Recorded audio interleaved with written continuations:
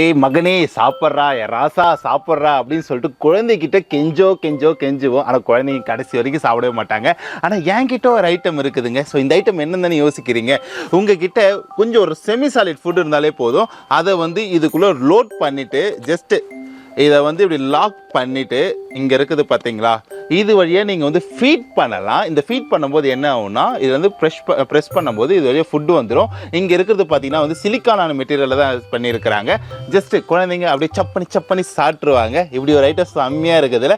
இது கொடுக்கும்போது குழந்தைங்களுக்குமே ரொம்ப பிடிக்குங்க. ஸோ இந்த மாதிரி ஐட்டம் பார்த்தீங்கன்னா நம்மக்கிட்ட நிறைய மாடல்ஸில் இருக்குது. தோ ஒரு மாடல் இருக்குது, தோ ஒரு மாடல் இருக்குது, தோ ஒரு மாடல் இருக்குதுங்க. இப்படி ஏகப்பட்ட கலெக்ஷன்ஸ் நம்மக்கிட்ட அவைலபிளாக இருக்குது. வீடியோவில் பார்க்குற ஐட்டம்ஸ்லாம் நீங்கள் பர்ச்சேஸ் பண்ண நினச்சிங்கன்னா நம்மளோட பட்ஸ் அண்ட் பூம்ஸை விசிட் பண்ணுங்க. குழந்தைக்கு தேவையான யூஸ்ஃபுல்லான ஐட்டம்ஸ்லாம் பற்றி பார்க்க நம்ம பேஜை மறக்காம ஃபாலோ பண்ணுங்க.